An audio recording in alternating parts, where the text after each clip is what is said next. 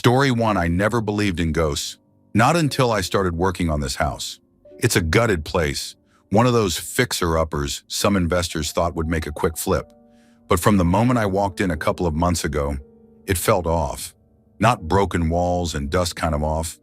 Something deeper. Something I couldn't name. The house is old, sitting at the end of a lonely street with trees that feel like they're watching you. My first time there, I was partnered with Mike, a guy I'd worked with before. Solid dude, all jokes and confidence. We were pulling out old drywall on the first floor, and there's this stairway right in the middle of the house that leads down to what used to be a finished basement. The door was open, and the stairs looked like they went down into pure blackness. We ignored it at first. You don't mess with basements unless you have to. But as the day went on, I kept catching something out of the corner of my eye. Movement, like a flicker of shadow just at the edge of the stairway. I'd turn, and nothing was there. The first few times I brushed it off. The light in the house was uneven, the windows grimy. It's easy to mistake a shifting beam of sunlight for something else.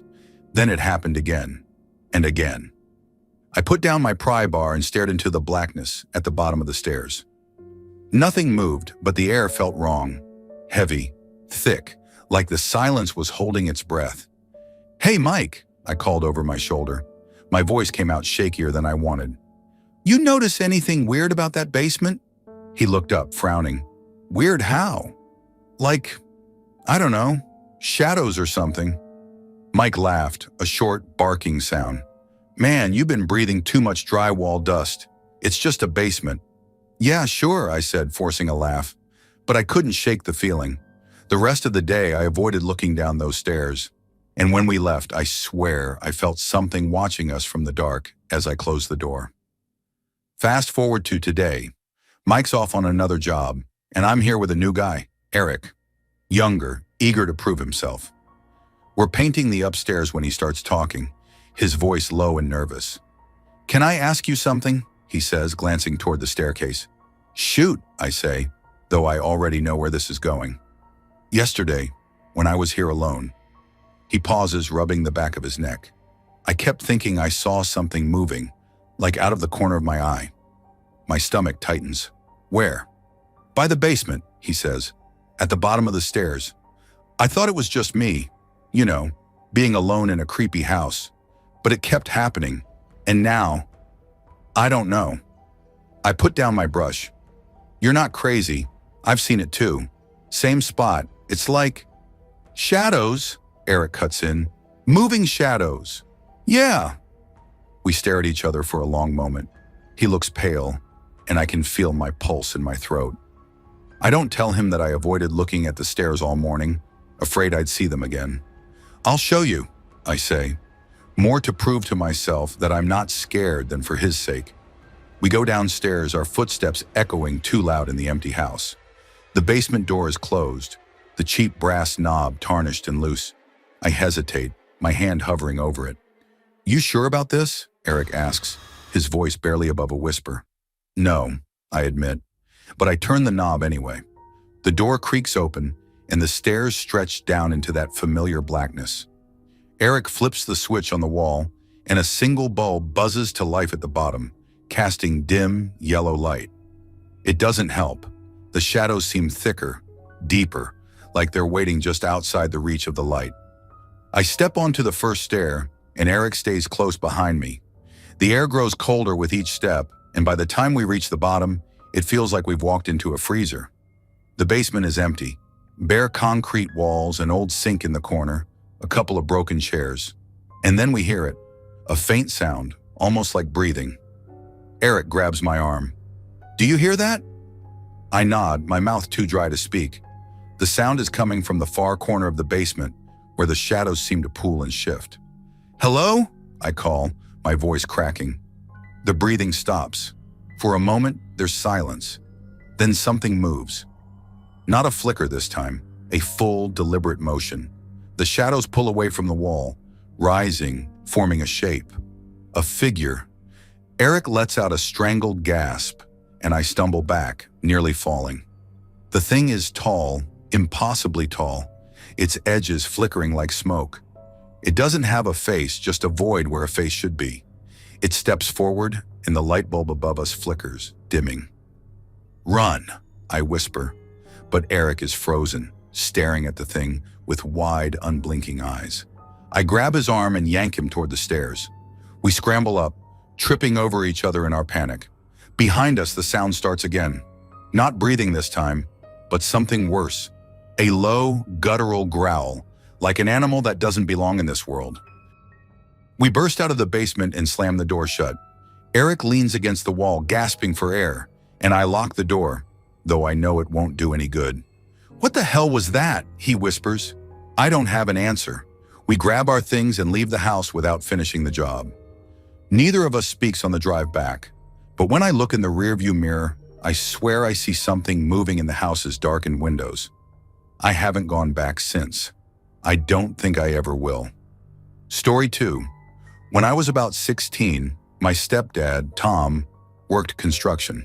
He wasn't a contractor or anything fancy. Just one of the guys who did the heavy lifting, clearing sites, and sometimes demolition. His buddy Ray ran the company, and Tom would pick up extra hours whenever Ray called. It wasn't unusual for him to come home late, covered in dust, reeking of diesel and sweat. But one night, he came home pale as a sheet, muttering about how something wasn't right. I didn't think much of it at first. Tom wasn't the kind of guy to scare easy, but something had rattled him. Later that night, over a couple of beers, he finally spilled the story. The job was to demolish an old mansion on the outskirts of town. It wasn't just some rundown shack either. It was massive. 3 stories, big windows with peeling paint, and overgrown hedges swallowing the driveway. Ray had told the crew the house had been abandoned for years. No one had lived there since the bank repossessed it. Tom said the trouble started first thing that morning. The excavator wouldn't start. It was a new machine, barely used, but it just sat there, dead.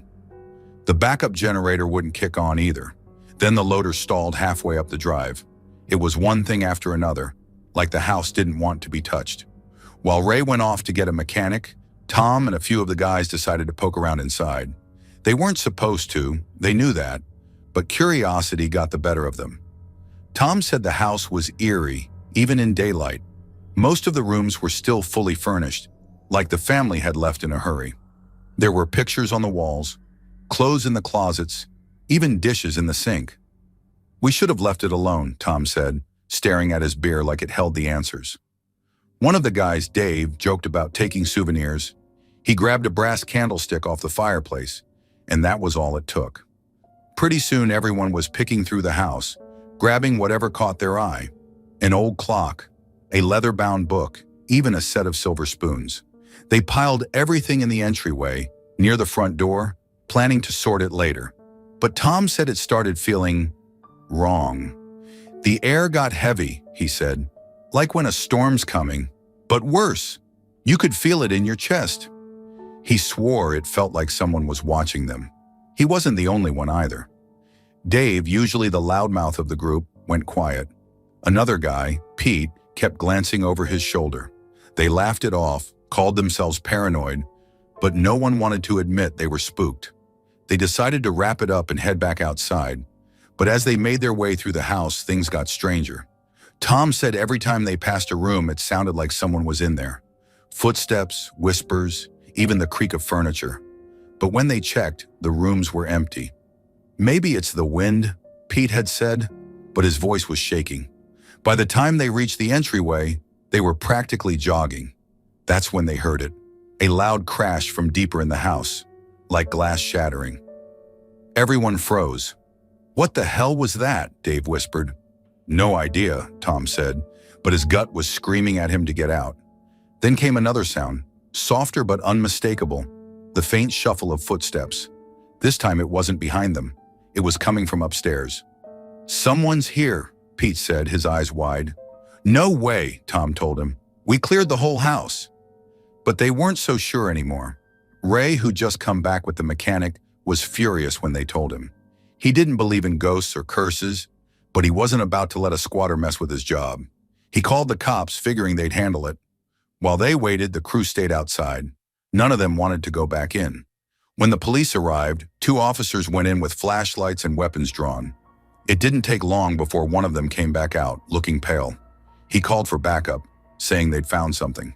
3 bodies, Tom said, his voice barely above a whisper. He looked up at me then, his eyes dark with something I couldn't place. Fear? Guilt? I wasn't sure. They were under the beds, he said, in 3 different rooms. Been there a while too, judging by the smell. I couldn't believe what I was hearing. Who were they? I asked. Didn't stick around to find out, Tom said, shaking his head. Cops told us to leave, so we left. But none of us took anything. Not one damn thing. I asked him why, even though I already knew the answer. Because whatever's in that house, he said, it didn't want us there.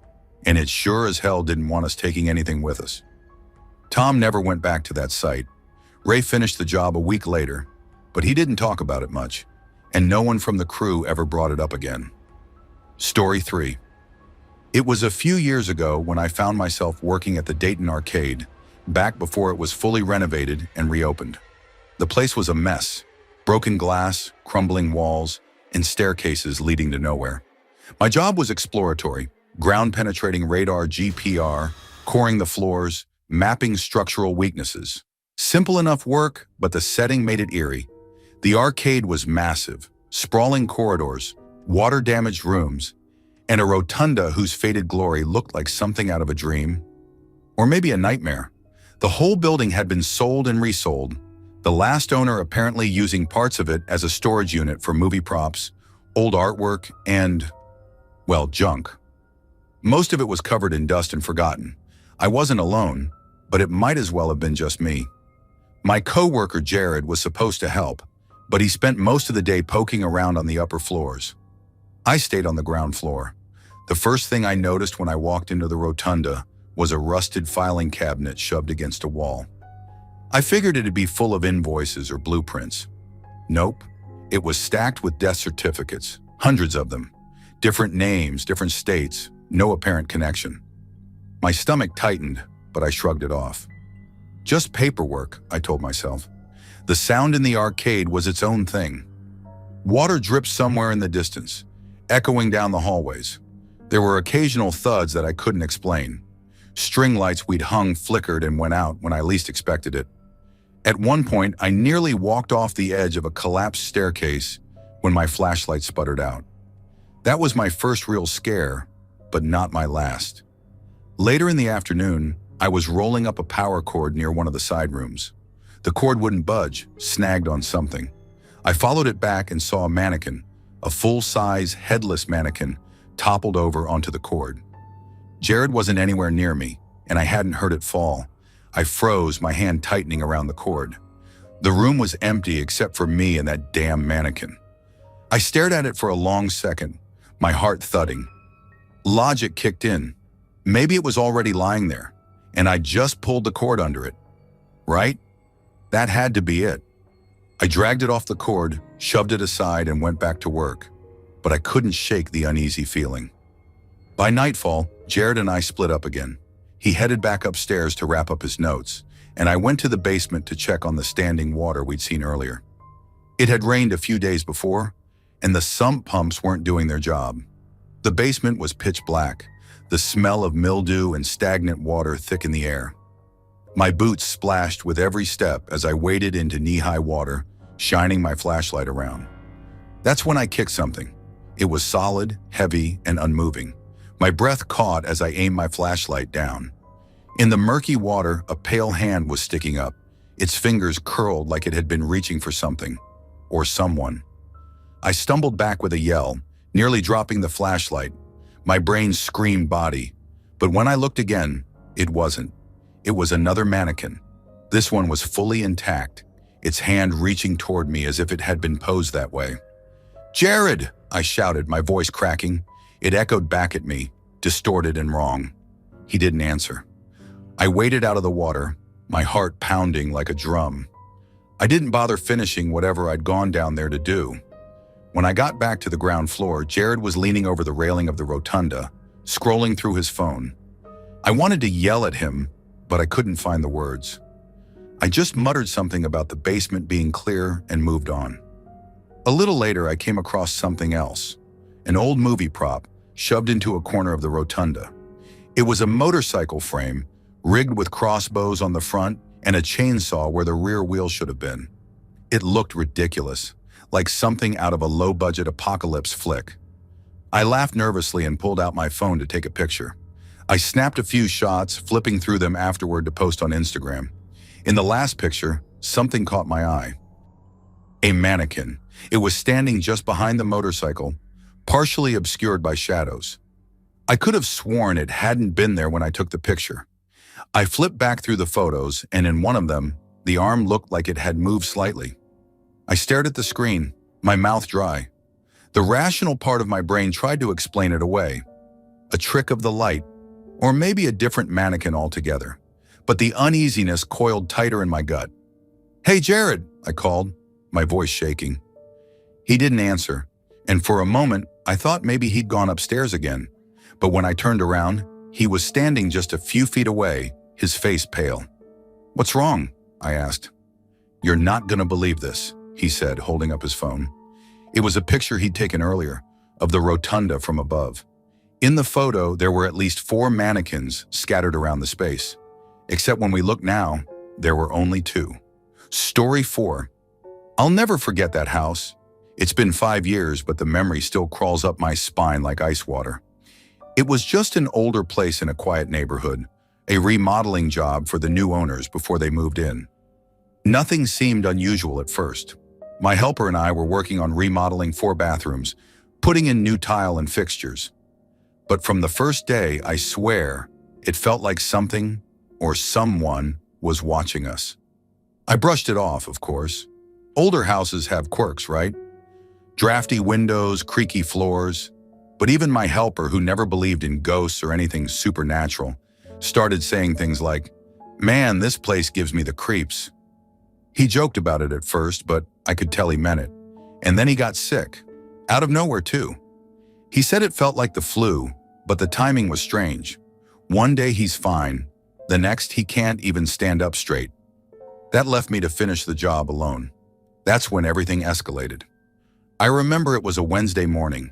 The homeowners weren't there. They'd left me the keys to the place. I was in the garage getting some tile when the door leading to the kitchen slammed shut behind me, hard. I froze, my heart pounding in my ears. The garage was sealed tight, no windows open, no breeze. My first thought was maybe the homeowners had come back early to check on the progress. "Hello?" I called out, my voice echoing in the cold garage. No answer. I grabbed the tile and opened the door back into the house, stepping into the kitchen. That's when I heard it. Footsteps. Slow, deliberate steps across the hardwood floor, coming from the hallway. My stomach dropped. I called out again, louder this time, but no one answered. I walked through the house, checking every room, my hands shaking. The place was completely empty. The doors were locked, and there wasn't a single car in the driveway. I tried to shake it off. Houses settle. Sounds carry. That's what I told myself anyway. But the air in that house felt different after that. Heavier. Like the walls were holding their breath. I finished my work for the day as fast as I could and got out of there before the sun set. 2 days later, it happened again. This time it was worse. I was in the garage again, taking a quick break. There was no working plumbing in the house yet, so I'd set up a bucket in the corner for emergencies. Yeah, glamorous, I know. I was sitting there flipping through my phone when it happened. The door to the kitchen slammed shut so violently that I swear I felt the vibration in the floor. My heart nearly stopped. I just sat there, too scared to move, when I heard the footsteps again. Only this time, they were closer. The footsteps moved across the floor, heavy and deliberate, stopping just on the other side of the door. My breath caught in my throat, and then the door opened. Slowly. I'll never forget the sound, the creak of the hinges, the way the door handle turned on its own, like someone invisible was standing there, staring right at me. The garage was cold, unnaturally cold, even though it was the middle of summer. My chest tightened. Every instinct in my body screamed at me to run, but I couldn't move. "Hello?" I whispered, my voice barely audible. Nothing. No answer, no sound, just silence. Finally, I forced myself to stand and walk to the door. My legs felt like jelly. I looked into the kitchen, half expecting to see someone standing there, but it was empty. The air felt wrong though, like it was charged with static. I didn't even bother trying to explain it to myself this time. I grabbed my tools and finished up for the day, avoiding that door for the rest of the job. When my helper came back the following week, I didn't tell him what had happened. I didn't want him to think I was crazy, but it didn't take long before he started noticing things too. Footsteps, voices, the feeling of being watched, like there were eyes on you even when you were alone in a room. Once, he even swore he saw a shadow move across the hallway, even though there was no one else in the house. When we finally finished the job, I was more relieved than I've ever been to leave a project behind. A couple of weeks later, I ran into the new homeowner while I was picking up supplies at the hardware store. I almost didn't ask, but curiosity got the better of me. "So, how's the house?" I said, trying to sound casual. The guy looked at me for a second, then laughed nervously. "It's good. Different. Did you ever feel anything weird while you were working there?" I froze.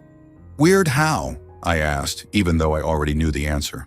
He hesitated, then said, "We found out after we bought it that the previous owner died in the house. The circumstances were strange. No one really knows what happened, but there were rumors about him being into some dark stuff, satanic rituals or something. Honestly, we got the place for a steal, but I keep wondering if maybe we should have had it blessed or something." I didn't say anything. I couldn't. My mind flashed back to that door slamming shut, the footsteps, the way the air in that house seemed alive. I just nodded, muttered something about needing to go, and walked away. To this day, I can't explain what happened in that house. I don't know if it was the previous owner or something else entirely, but whatever it wasn't natural. And it sure as hell wasn't friendly. I've worked on a lot of houses since then, but I've never felt anything like that, and I pray I never do again. Story 5. I was part of a renovation team working on a listed Victorian mansion being converted into a special needs school. It was the kind of place you'd walk past at night and feel like something or someone was watching you from the windows. Massive, imposing, and soaked in history, it had 45 bedrooms, a sprawling basement, and ceilings so high they seemed to vanish into shadow. The building practically hummed with old secrets. By the time we got to the final stages, most of the crew had stopped noticing the little things that had unnerved us early on. The odd groans of the woodwork, doors creaking open when nobody was near, and that persistent chill in certain rooms no matter how many heaters we brought in. You tell yourself it's just an old house settling, and you push through. I was tasked with working in the old kitchen on the ground floor, where we needed to dig up the floor to install new plumbing for the modern kitchen above. It was tedious work, breaking through layer after layer, tile, screed, concrete, each one harder than the last. My partner for the job was Dave, a no-nonsense guy with a thick northern accent who didn't believe in ghosts, ghouls, or anything he couldn't punch. We'd been at it for hours, trading off shifts on the noisy little 500-kilogram micro digger we brought in for the job. Around 2 p.m., Dave hit something solid. "Rock," he grunted, shutting the digger off and hopping down into the hole. I followed, curious. Sure enough, a large, flat stone was buried beneath the dirt. It didn't look like the other rubble we dug through. It was smooth, deliberate. Together, we cleared away more of the dirt until the edges of the stone were visible. It was about 4 feet across, nearly perfectly round. My first thought was it looked like the cap of something, but I didn't say it out loud. I didn't have to. Dave was already muttering. "This ain't right," he said, his voice low. He wiped the sweat from his brow with the back of his glove. "Who buries something like this in a bloody kitchen?" "Only one way to find out," I said, trying to keep it light. But my stomach was doing flips. It took both of us to pry the stone up. It wasn't just sitting there. It had been sealed down with something that had hardened like glue over time. When it finally gave way, it came loose with a sickening scrape, and the stale, damp air that rushed out from beneath it hit us like a slap. We stood there, staring down into the black void we'd uncovered. It was a well, a deep one, by the looks of it. The stone walls were perfectly round, as if carved by a machine, not human hands, and it wasn't dry. Somewhere down there, water glistened faintly in the dim light. "You reckon this thing's on the blueprints?" I asked. Dave shook his head, already unspooling a length of BT rope from his bag. He tied a wrench to the end and began lowering it. 75 feet, he said after a while, his voice unusually tight. Maybe more. We stood there for a long moment, just staring. I don't know what it was, but something about that well made my skin crawl. Maybe it was the way the air down there felt alive, carrying faint echoes that didn't belong to us. Or maybe it was just the idea of all that weight above it, an entire house teetering over this silent, gaping mouth. "Should seal it back up," I muttered. "Leave it," Dave snorted. "Don't be daft. It's just a bloody well. Probably Victorian, like the house. But something told me it was older." That night, I couldn't stop thinking about the well. I dreamed about it. In the dream, I was standing on the edge, staring down into the blackness, and something was staring back. I woke up in a sweat, and for the first time in years, I didn't want to go back to work. When I arrived the next morning, Dave was already in the kitchen, muttering to himself. He'd lowered a halogen work light down the well to get a better look, and the bright, unnatural light made the stone walls glow like something alive. I didn't want to go near it, but Dave waved me over. "Have a look," he said, pointing. At first I didn't see it, but then my eyes adjusted. The light was reflecting off something metallic embedded in the wall, about halfway down. It looked like a hook or a hinge, like something had once been bolted there. My mouth went dry. "What do you reckon that's for?" I asked. Dave just shrugged. "Probably an old pulley system, used to pull water up." But it didn't look like it had ever been used for something as mundane as water. We decided to cap the well with a reinforced steel plate and move on. It felt wrong leaving it open, like leaving a wound exposed to the air. I thought that would be the end of it, but that night the dreams came back, worse than before. I dreamed of someone or something climbing out of the well, its long fingers scrabbling at the stone walls. I woke up gasping, and for a moment I thought I heard something in my flat, like the sound of dripping water. The next day I was relieved to find the well capped and covered with fresh concrete, but the kitchen felt different, heavier somehow, like the air had thickened overnight. Even Dave seemed tense, though he wouldn't admit it. It wasn't until a week later that I learned the real history of the house. One of the site managers, a history buff, pulled me aside. "You hear about the well?" he asked, his voice barely above a whisper. I nodded. "What about it?" "Used to be a convent here, back in the 1600s, before the Victorians built the house. They found records, missing girls, disappearances. They reckon the well was part of it. Some kind of punishment, maybe worse." I didn't ask what worse meant. I didn't want to know. The job finished a month later, and I moved on to the next project. Story 6, I was out of town working on a coffee shop renovation. It was supposed to be a quick 4-week turnover, but you know how these things go. Being away from home, with nothing else to do, I tended to work long hours. The shop was getting a full overhaul, new cabinets, new lighting, new outlets for all the equipment. One night I was installing 2x2 light fixtures by myself around 9 p.m. I wasn't expecting any problems, but I got a nice little lifter, a jolt of electricity shooting through me. It wasn't the first time I'd gotten shocked, but this one was enough to stop me for the night. I wasn't about to risk anything more, so I decided to call it a day. I locked up and headed back to the motel. My head was still buzzing from the shock, but I crashed pretty hard. Woke up around 5 a.m. and hit the coffee shop down the road before getting back to work. I remember walking in, looking around. The place was packed, which wasn't normal for a small town like this, especially that early. But what struck me wasn't the crowd, it was the silence. No one was talking. Everyone was just staring down into their cups. I grabbed my coffee and got out of there. Something about the place, the atmosphere, didn't sit right with me. But I shook it off, telling myself it was just a weird morning. I made my way back to the shop, and as soon as I walked in, I felt it. The air seemed heavier, like it was thick with something I couldn't place. I figured it was just me being exhausted, maybe the jolt from earlier still messing with my head. I started working on the last few lights I had left to install, trying to focus. That's when I heard it, a voice, A woman's voice, faint but clear enough to make me pause. I climbed down from the ladder and looked around. The store was still empty, aside from the usual clutter of construction materials. Then I saw her. She was standing by the counter just staring at me. An old woman, maybe in her late 70s, dressed in a full purple suit, a purple top hat perched on her head. It wasn't the kind of outfit you'd expect in a small town. Hell, it wasn't the kind of thing anyone would wear. She didn't seem to fit, but there she was, just watching me. I figured maybe she was just an eccentric local, but the vibe she gave off was off, unsettling. I cleared my throat and asked her if I could help her with something. She didn't respond right away. She just stood there, staring at me like I wasn't even speaking. After a long pause, she finally said, "I'd like a coffee, please." I told her the shop was closed, that I was just finishing up the renovation, but she didn't seem to care. She just kept standing there, repeating herself. "A coffee.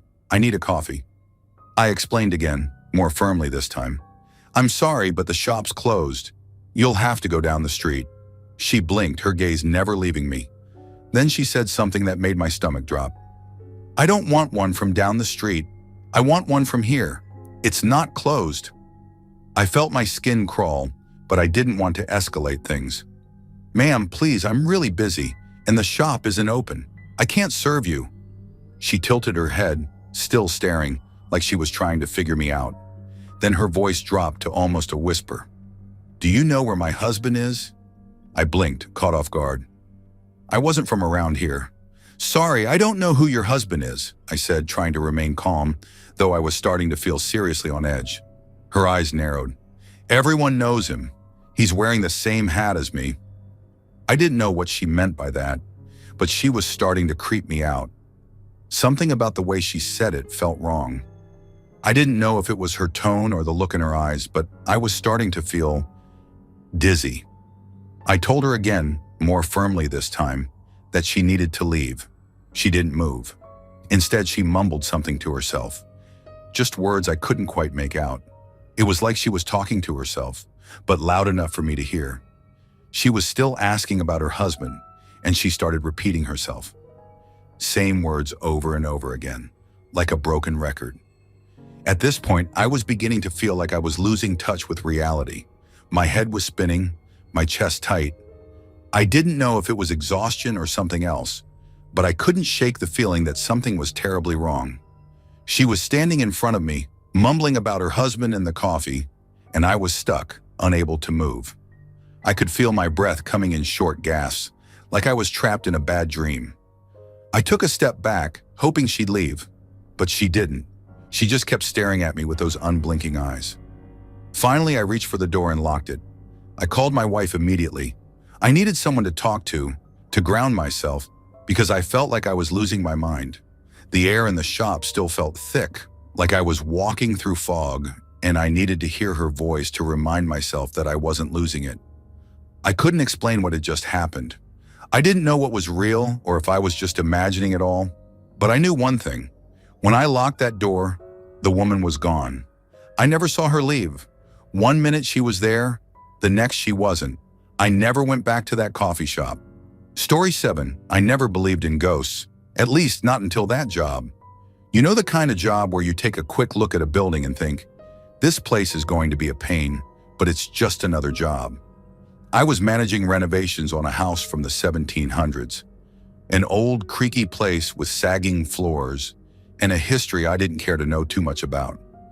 It was in a quiet part of town, out of the way, with no neighbors within shouting distance. It had been vacant for years, which made the whole thing feel strange, but not in a way that I could put my finger on. I'd done work in older homes before, but this one, it was different. There was an uneasiness in the air. I had been overseeing the demolition and the start of the renovations, mostly tearing down old walls, prepping for electrical updates.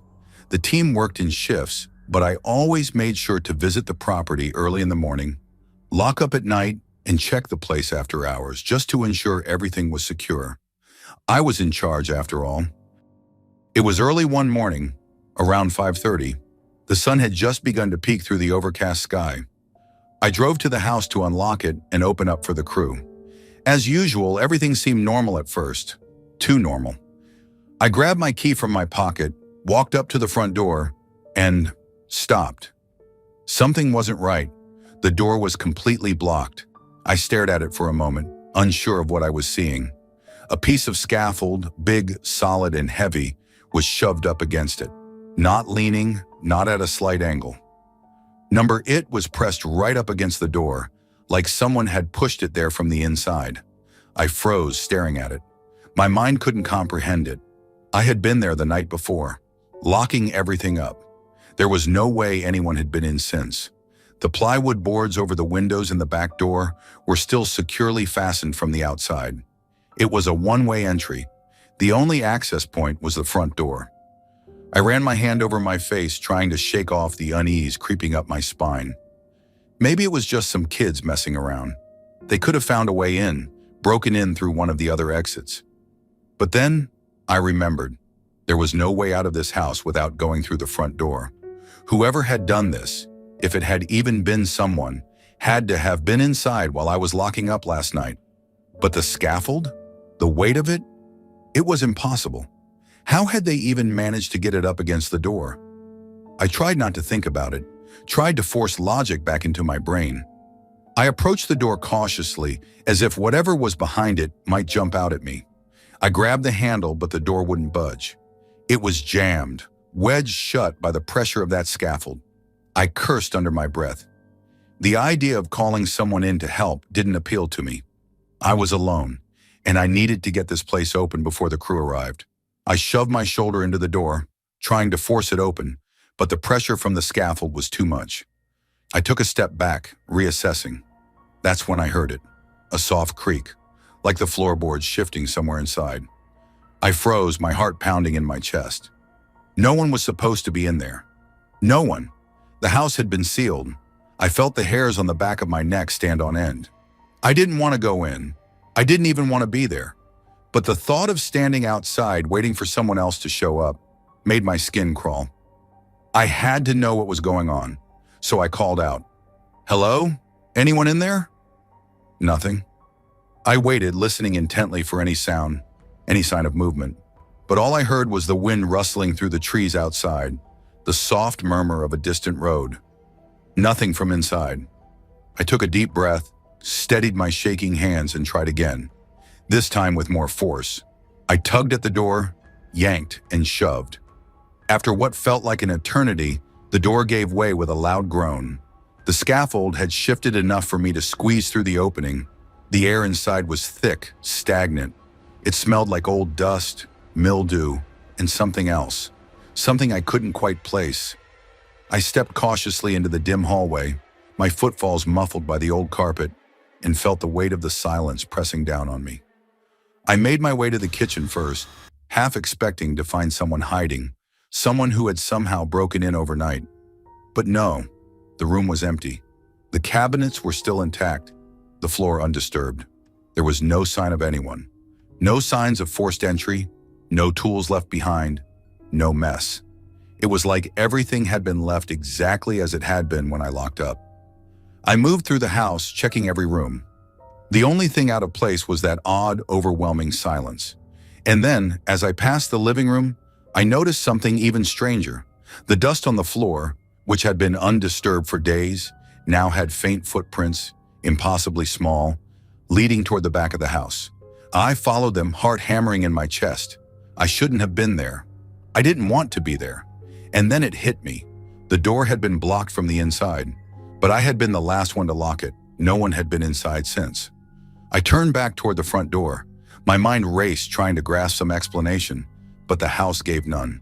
The walls seemed to close in around me as I stood in the center of the hallway, my eyes darting around. The floor creaked again, this time from above. "Hello," I called out again, my voice trembling. Nothing. I didn't stay another minute. I turned and bolted out the door, around the scaffold, and into my truck. I drove away faster than I'd ever driven before, not stopping until I was miles away. I still don't know what happened that day, who or what had been in that house. But I'll tell you this. Every time I close my eyes, I hear the creak of the floorboards above me, and I see that scaffold shoved up against the door, as if someone had been waiting for me to come inside. And now every time I drive by that house, I can't help but feel like someone's watching. I don't go near it anymore. Some things you're better off leaving unexplained. Story 8. I've lived in this town my whole life. Small place. Nothing much ever happens here. Or at least, it didn't. I work as a contractor, mostly with older homes that need repairs. It was about 40 years ago in the early spring when I got called to work on a house on the outskirts of town. It had suffered a fire. A woman, she lived there alone, didn't make it out. I remember the house. It was old, just like every other house in the area, but this one had that eerie stillness about it. Even after the fire had been put out, the house felt alive, but in the wrong way. That's the only way I can describe it. The first time I set foot inside, the air smelled of smoke and something else, something metallic. It wasn't just the fire that lingered in the walls. It was as if something had imprinted itself there, something far more disturbing. But I shrugged it off. It was just the aftermath of a tragedy. Things like that were bound to leave their mark. The crew I was working with was mostly laborers, young guys just looking for a paycheck. One of them, a kid named Jimmy, was handling the locking up at the end of the day. We'd been working on that house for about a week, cleaning up, replacing boards, fixing the windows, nothing out of the ordinary. But there was one thing that stood out, and it didn't hit me until a few days in. I noticed that every morning when we came in, the doors were unlocked. I'd mention it to Jimmy, and he'd swear up and down that he'd locked everything the night before. He'd even get a little upset, promising he wouldn't forget again. I told him to just double check from now on, but it happened again the next day, and the next. The fourth morning, I arrived a little earlier than usual. There was something about the place that felt off. When I pulled into the driveway, I noticed Jimmy's truck parked out front. I figured I'd get there early, make sure everything was in order, and maybe give the kid a little talk about responsibility. But when I walked up to the door, it was wide open. I froze. I could feel my pulse in my throat, and the hairs on the back of my neck stood up. The door had been wide open. This was the same door I knew Jimmy had locked the night before. I walked in, half expecting him to be standing there, waiting, explaining himself. But the house was empty, no sign of him at all. "Jimmy!" I called out. My voice echoed, too loud in the silence. I walked through the house, the floorboards creaking underfoot. Nothing, no sign of him. I checked the garage, the back door, even the basement. Nothing. The house was still dead. But then, I found something. On the kitchen counter, there was a mug, half full of coffee. It was still warm, but it didn't make sense. I hadn't seen Jimmy, but there was no denying it. Someone had been there. I stood there staring at the mug, the hairs on my neck prickling. My thoughts were racing. Was this a joke? Had someone come in and just left the door open? I turned around, heading back to the front door. But then I saw something that made my stomach drop. The door to the basement was wide open. I hadn't seen it before. How could I have missed it? It had been closed when I first walked in. I swear it. But now it was open, just enough to show the black void of the staircase leading down into the darkness. I grabbed a flashlight from my bag and walked toward it, my heart pounding in my chest. There was a cold draft that seemed to come from deep below, a staleness that made the air feel thicker the closer I got. I stood at the top of the stairs looking down, trying to gather the nerve to go down there. I heard it then, a faint sound, like a whisper, or maybe a footstep. I couldn't tell which, but it was enough to make my blood run cold. "Jimmy?"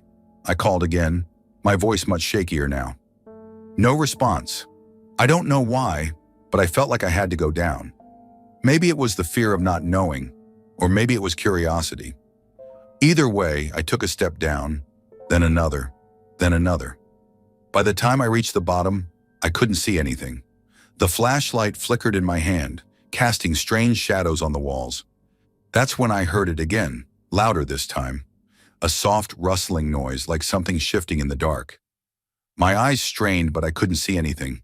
The air was heavy, thick with something I couldn't name. I turned slowly, and that's when I saw it. There in the corner of the basement was a figure. I couldn't make out any details. It was like a shadow standing just beyond the reach of my flashlight. But I could feel its presence, like it was watching me. My throat tightened. I opened my mouth to speak, but no sound came out. Then it moved. I don't know how to describe it, but the way it moved, it was unnatural, like it was gliding instead of walking. It came closer, inch by inch, and I still couldn't make out any features, but I could feel its eyes on me. The flashlight flickered again, then went out entirely. I stood there frozen, in complete darkness. I could hear my breath coming in quick, shallow gasps, my heart hammering in my chest. The silence was suffocating. That's when I felt it. A hand, cold as ice, brush against my shoulder. I didn't wait. I didn't hesitate. I ran. Up the stairs, through the house, out the front door, and into the daylight. My heart was pounding in my ears, and I don't remember how I made it to my truck, but I did. I just drove. No destination, no plan. I couldn't stop shaking. I went back the next day, but Jimmy wasn't there. None of the guys had seen him. The doors were locked as if nothing had happened. And that's the thing, nothing was ever mentioned. No one ever spoke about what happened. The house got sold, the new owners moved in, and that was that. Story 9. I still remember the summer like it was yesterday, working out of town, building a bridge over some creek in the middle of nowhere. I'm from a small town, but this place was something else. No real towns around for miles, just the dense woods, and the creek that ran beneath the old bridge we were working on. The heat was unbearable, the humidity thick and sticky, and by noon, you could hardly breathe. We started at 7 a.m. every day, but by 1 p.m., the sun was beating down so hard that we called it a day early. The work was tough, but it was something that had to be done, so we kept going. But by the end of the week, we knew something had to change. The next morning, we decided to start at 4 a.m. Hoping to beat the heat, we loaded our gear into trucks and made our way to the site, still dark. We had to be out of the sun by the afternoon if we were going to get anything done. The air was cool, and the only sound was the crunch of gravel beneath our boots as we set up. We were working under an old rusted bridge that crossed the creek. On either side, the forest was thick with trees, their tall trunks rising up like sentinels. We had headlamps to guide us, casting sharp beams of light that only seemed to highlight the darkness beyond. I remember it was quiet, too quiet. At 4:30 a.m., all the crickets had stopped chirping, the breeze had died, and even the distant hum of bugs was gone. There was something unsettling about it, like the world had gone still. That's when we heard it. A voice. Hey! It came from the forest, up the creek, I thought. Not far, maybe a 5-minute walk. It sounded distant but unmistakable, like someone trying to get our attention. Only, something was wrong. There was no one around for miles. We all froze, just looking at each other. What the hell was that? One of the guys whispered. Probably just some owl or something, another guy said. But he sounded unsure, his voice tight. Then a second time, hey! I couldn't shake the feeling that it was human. That wasn't an owl. It wasn't an animal. The voice was too clear, too deliberate. It sounded like it was coming from the direction of the creek, like someone was standing in the trees watching us. I'd been out here long enough to know this place. There were no people for miles, no houses. The closest town was a 30-minute drive in either direction. And yet there it was again. Hey! I yelled back. I remember my voice echoing through the stillness, the beam of my headlamp flashing across the creek as if the trees were listening. For a moment, it felt like everything held its breath. 5 seconds later, the voice came again, but this time, it was too perfect. Hey! I froze. My blood ran cold. My gut told me to leave, to pack up and go. But I couldn't explain it, not then, not now. I had to respond. The others looked at me unsure, but something about that voice made me want to shout back. So I did. Hey! I yelled again, but it was different this time. After I called out, nothing came back. Silence. The tension was unbearable. My heart was hammering in my chest, but I could still hear the river running, faintly in the distance. And yet I knew there was something wrong in the air. I stood still, listening, trying to convince myself it was just a prank. Someone messing with us from out in the woods. Maybe one of the other workers was trying to mess with us. but no one said a word. Then I heard it again. Hey! It was unmistakable, a perfect mimicry of my voice, like it was right behind me, but no one was there. My skin prickled, a cold shiver running down my spine. The guys around me were starting to look just as uncomfortable as I felt. We all stood frozen, too scared to move, too scared to speak. The forest seemed to press in around us, the darkness feeling like it was alive, watching. Then another call came, sharp and clear, from further down the creek. Hey! I stopped replying. I don't know why, but I stopped. The others wanted to keep calling back, to yell, to shout, but I just knew it wasn't right. Whoever, or whatever, was calling to us wasn't human. It wasn't natural. It didn't belong in the woods. The calls came again, faint at first, then louder. One by one, we stopped working, too rattled to continue. We stared at each other, our eyes wide with fear, but we didn't speak. We knew something wasn't right. By the time the sun finally rose, the calls had stopped, just as suddenly as they'd begun. It was as if the entire forest had exhaled. Birds started chirping again, and the wind picked up, rustling the trees. But I couldn't shake the feeling. Something was watching us. That night, as we finished up work, I couldn't get the thought out of my head. I wanted to move some steel for us to work on in the morning, so I drove out there, just as the sun was beginning to dip behind the trees. I was on the phone with my girlfriend, and she was telling me stories about skinwalkers. Skinwalkers? I laughed. What, like some Native American thing? She explained them to me, how they could mimic voices, sounds, even people, to lure you into the woods.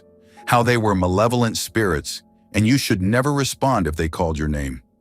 I laughed it off, but I wasn't laughing now. I pulled up to the job site, still unnerved. The air felt thick, pressing in on me, and as soon as I stepped out of the truck, the hairs on the back of my neck stood up. My ears rang, and the silence felt suffocating. I couldn't shake the feeling that something was wrong, like I shouldn't be there, like the forest itself was holding its breath, waiting for something to happen. I got back in the truck. Something told me to leave, and I didn't argue. I drove back to the hotel, heart racing, still hearing that voice in my head. I couldn't get it out. For the rest of the week, we showed up at 4 a.m., and nothing happened. We never heard the voice again. Some of the guys claimed it was just an owl, or maybe a prank. But the way it echoed in my ears, the way it felt like it was calling to me, I knew better. I'll never forget that feeling. I'm not sure what it was that night. Maybe it was a skinwalker, maybe something else entirely. But I do know one thing, I'll never go back there again. Story 10, I used to work in construction, back in the late 2000s, in Brooklyn, New York. At the time, I was part of a crew that worked on some of the most notorious projects in the city. One job in particular would haunt me for years. It was a project in Jersey City, 77 Hudson Street.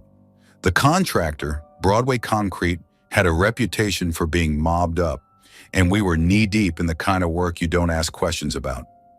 I wasn't too sure about the developers or the general contractor, but Kay Hav was behind it, and Hunter Roberts was running the show. From the start, something felt wrong about the whole thing. I'd been working construction long enough to know when things were off. I had worked for Broadway Concrete before, and I had seen the way things were run, sloppy, rushed, and always cutting corners. But this job, it was different, dangerous. There was a darkness hanging over 77 Hudson from the beginning. The site had a reputation that kept people away, and even the other workers seemed to avoid it when they could. The first red flag came when OSHA hit them with 15 violations and slapped a fine over $800,000.